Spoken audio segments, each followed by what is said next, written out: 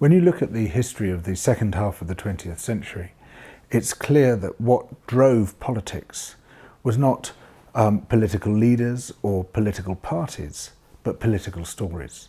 First, the grand Keynesian narrative, Keynesian social democracy, swept the world, and almost all governments, including Conservatives and Republicans, were basically Keynesian. Then the neoliberals in the 1970s came in, and almost everyone became a neoliberal, including Labour, including the Democrats. Their history, their political heritage, their leadership turned out to count for almost nothing. What counted was the story. In the social democratic story, the enemies were the capitalist class, the ultra-rich, who destroyed the economy, leading to the Great Depression through their laissez-faire economics.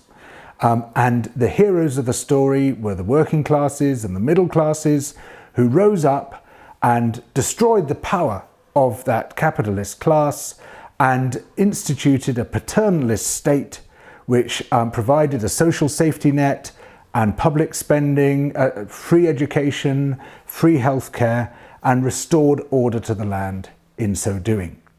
In the neoliberal story, the enemies were the authors of the collectivist state, they were the very people who were the heroes in the social democratic story. And that, the neoliberals said, would inevitably lead to tyranny, to Stalinism, to Nazism, to that sort of totalitarianism, even in cases as mild as the New Deal in the US or the welfare state in the UK. And the heroes of the story were the entrepreneurs who, against all the odds, would overthrow the villains and restore order to the land in the form of a free market which would distribute benefits to those who deserve them. They're both precisely the same story in terms of narrative structure. This is what I call the restoration story. And it's the story which has worked again and again in politics for centuries. And the problem we face today, no new story. The only thing we see on the left amongst mainstream parties is a desperate attempt to microwave the remnants of Keynesian social democracy. And there are several problems with Keynesian social democracy in the 21st century. The problems it encountered in the 1970s have not gone away. What we call Keynesianism now scarcely resembles the original version because we've lost the capital controls, we've lost the fixed exchange rates, we've lost any notion of an international clearing union and all the other essential concomitants of Keynesian policies. No one seems interested in reviving those. But most importantly, it clashes head-on with the environmental crisis, because what it seeks to do is to sustain rates of employment by sustaining economic growth through mobilizing consumer spending power. And that is precisely where the environmental crisis comes from. So going back doesn't work politically anyway. To go back to an old story which has run into trouble in the past, that is a recipe for political failure, number one. But number two, even if we could go back to it, it wouldn't deliver what we need in the 21st century. So we need a wholly new story. And it sounds like a tall order, but I believe there's one just waiting to be told. A restoration story that I call the politics of belonging. There's been a great convergence of findings in neuroscience, in psychology, in anthropology, and other social sciences, all pointing towards the same conclusions, that despite everything we are told, human beings are uniquely altruistic and empathetic. We are quite extraordinary in that respect, way out there at the extreme end of the animal spectrum, far, far beyond the levels seen in any other animal species. We are also highly social. Our natural inclination is to cooperate, to work together, to develop means of mutual aid. We have gone through an evolutionary process which has created that tendency in us, because in the African savannas, when we were living in a world of horns and tusks and claws and fangs, and we were about the weakest and slowest of all the large mammals there, the only way we could survive was through mutual aid. But that capacity, that tendency, has been thwarted by a powerful ideology which says that extreme individualism and extreme competition are the highest states that humankind should achieve, and we should aim to mobilise those virtues in order to make ourselves richer and improve the lot of humanity. That's basically at the core of the neoliberal ideology. And we've fallen for it, and we've internalised it, and we've reproduced it. And so we fail to be the extraordinary people that we really are. And part of the way in which we do so, I believe, is reviving community, reviving civic life at the community level, and most importantly, reviving economic life at the community level by restoring the commons. And what the commons is all about is a community of people collectively managing a resource forever, a resource which cannot legally be eroded or alienated or sold on to anybody, a resource which has to be sustained, a resource which isn't expected to deliver escalating returns or the accumulation of capital, but expected to provide livelihoods for people who are invested in it. A classic example is the land. At the moment, in the capitalist nations, the land has been sequestered and largely monopolised by a very small handful of people. They didn't make it. They didn't create it. They didn't invest in the delivery of that land. They might have created things on top of the land, like houses or crops, and I believe they have the right to profit from and use those things, but not the land itself. That land has been alienated from us, alienated from communities, alienated from society. And that land is a source of vast wealth for those who own it, who are able to use it to extract rents of all kinds from the rest of us. And it's one of the reasons why we have what is primarily now a rentier economy rather than an enterprise economy. I believe, and there are various clever means of doing this, that that land should be returned to the people, and the income from that land should be returned to the people. And then we have a source of social wealth, of common wealth, and that the land becomes the property effectively or under the management ambit of the local community, and it's the community that benefits from that land rather than any particular rich person. At the moment, what we call democracy is almost a parody of what democracy could be and should be. In many cases, especially in the UK and the US, it's basically degenerated into plutocracy. It's governance by money.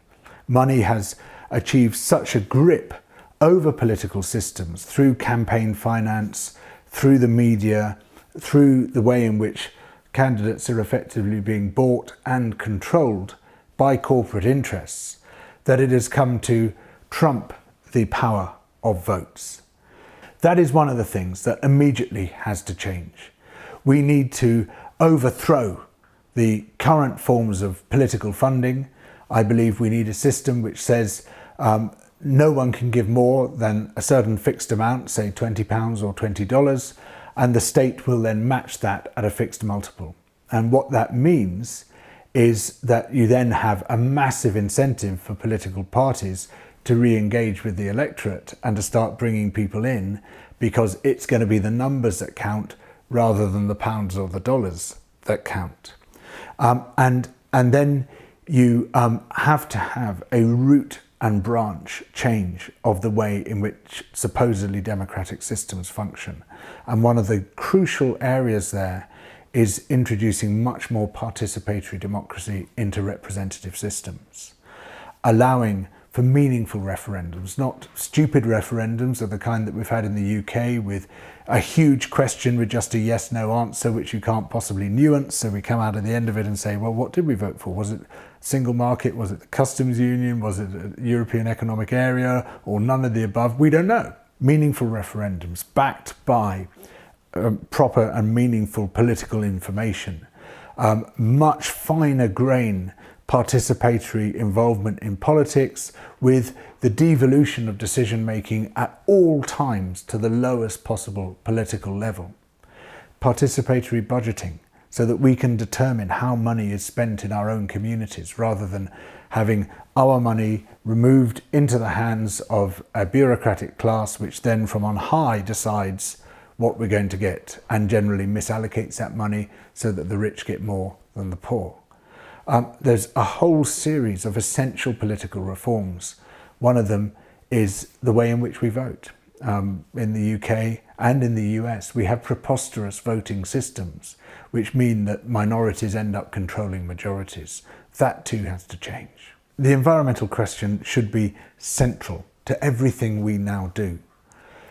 We can develop the best possible economic system you can imagine, the best possible political system you can imagine.